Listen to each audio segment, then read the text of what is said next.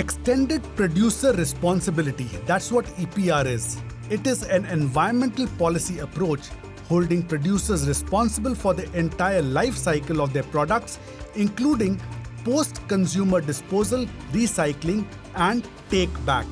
It shifts waste management burdens from municipalities to manufacturers, encouraging sustainable, eco-friendly product design. EPR system, we are, so it is basically the new system that is being employed, and we believe that our responsibility is not within the boundaries where we operate, but it is also beyond our boundaries, and that is where the EPR plays an important role. So, and that is one. Second, it is about also the scrap part of it. As we move forward, scrap is going to be one of the biggest enabler if we have to start accelerating our decarbonization journey. In that way, our extended partners, our extended customers, like the machinery division, like the automobiles, like the real estate guys, they are the one who can really support in terms of bringing that scrap or end of life or the spot scrap back into our premises, and we can use that scrap to basically enhance our or accelerate our decarbonization journey. So this actually right now the entire market is quite fragmented, and that is where as we move forward, we can organize the entire scrap part of it, because if you talk about India per se, we use only 25% of the scrap in our industry versus 45 to 65% scrap use in Europe or in US or in Turkey. So that's in that regard, our plans as we move forward, as a company, we believe that the scrap system, when we talk about the collection, sorting and fragmentation, basically that is where we are going to work on that very well. And the way Tatas have come up with a 1 million ton scrap plant, we'll also try to do the same thing in terms of accelerate the scrap addition into the in order to reduce our carbon intensity. And if we have to take this journey from the grey steel or black steel to the low carbon emission green steel, this is going to be the biggest enabler. So we need to increase our percentage of scrap addition from existing 5% to close to 15%. That is the overall target. EPR in most part compels companies to account for the environmental impact of their products, often requiring them to fund recycling infrastructure and take-back programs. Now, what are the key aspects of EPR? 1. Targeted waste primarily focuses on plastic waste, e-waste, batteries, and used tires. The objectives are reduced environmental degradation, promotes a circular economy, and lowers landfill dependency. 2. Compliance involves registration with authorities. For example, Central Pollution Control Board in India, to manage and report waste. There will be a compliance, the way the CCTS is going to come. I think this plus CBAM, we believe that they are very good precursors to really accelerate this overall compliance part of it, and EPR will play an important role. So when we talk about the CCTS, it has been already rolled out for chloroalkali plants, for petrochemicals, aluminium, and for steel it is going to be rolled out soon.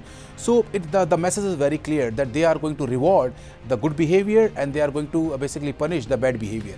So the one who are accelerating their decarbonization journey, they will earn credit, and the guys who are not able to sort of meet their targets, the 3%, 4% target reduction in the carbon intensity, they have to buy the credit. So in that way, this compliance is super important if we have to really accelerate this. That is one. Second, when we talk about the export of the steel going forward, CBAM will play an important role. So when you talk about that part of it, then I think this will also be a compliance part where if we have to export the steel in Europe, we have to basically comply to their product carbon footprint, and if we can sort of if we don't meet that, we have to pay the extra penalty, and that will be actually will go from our margins, not going from the customers. So if we have to protect our margins going forward, or if we have to increase our margins, we have to basically start decelerating, and we as a company have already started this journey in terms of accelerating our decarbonization.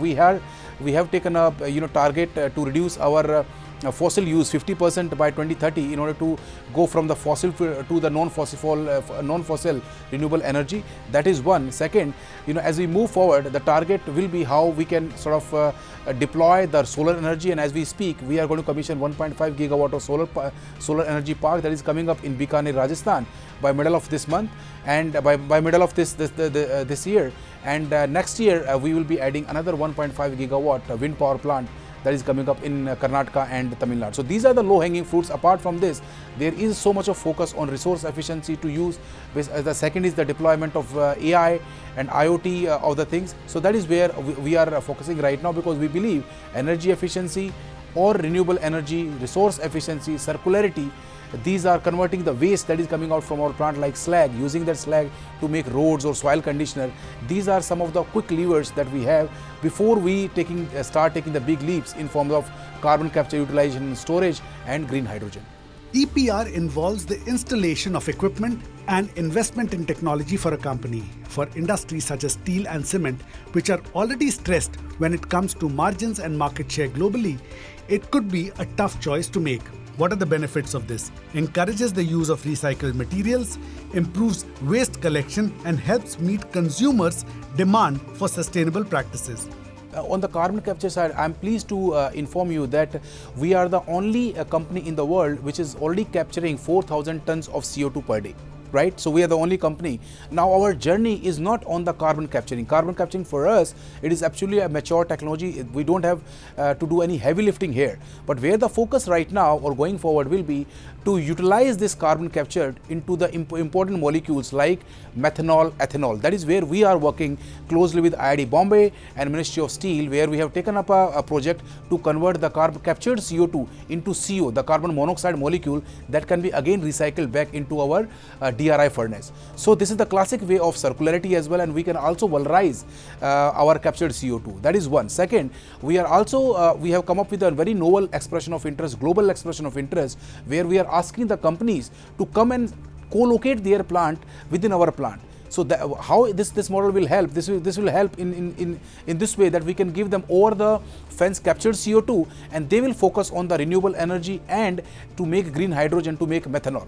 So that way it is just like a cluster, the valleys that we are talking about, and this we believe is the novel way. So this is the second part. The third part is that once we are exhausted with the utilization option, the focus will shift towards the storage, and that is where we have already started a work with IIT Bombay and one of the startup to identify the permanent sinks within 50 kilometers, 100 kilometers and 150 kilometer radius of our plant.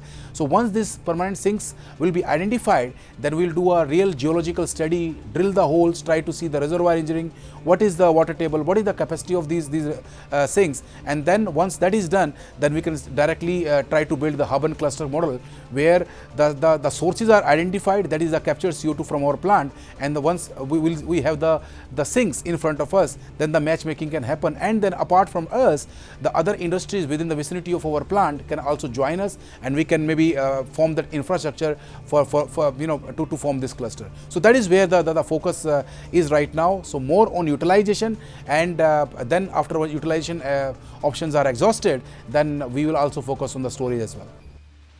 The big question is, how are corporates managing margins while investing in carbon capture and EPR technologies to meet their sustainability and ESG goals? All the incremental, as I said, all this is incremental initiative. You talk about CCUS, you talk about green hydrogen, there will be a incremental, cost close to $150 to $200 per ton, depending upon the technology that we use, right? So now, on the supply side, there is no paucity of technology. Technologies are coming up, and not only Jindal Steel, all the entire sector is basically using or try to adopt these technologies, starting from pilot to semi-commercial and then to commercial one. We as a company, we focus that yes, if there is a clear basically mandates, because this is super important. The mandates is important. The carbon prices in the market, that is important, and that will come through CCTS and CBAM. The mandates will come from the public, the green steel public procurement policy, and then once that is done, then there will be a willingness to pay premium. Once these three things are there, then there is a proper demand that will be created. Supply side, we are working in terms of resource efficiency, as I said, in terms of renewable energy, in terms of the energy efficiency. Once we do all this, converting waste into wealth. Now these are the incremental capex. We will invest close to 10 to 15 odd % in these initiatives, and the reduction, the impact on our carbon intensity will be whopping 25 to 30%, right? So once that is done, then we'll shift our gears to CCUS and the green hydrogen. There will be an incremental basically cost of production that will happen, but with this CCTS, carbon prices, willingness to pay premium, and the mandates by the green steel policy, I think all that thing will be taken care of, and we believe that the coming time is going to be a very good time. Once this demand, all these precursors are there, there will be a good business, incremental business, more incremental customers, more incremental geographies, and the overall basically the reduction in the carbon intensity can really drive our future of the company.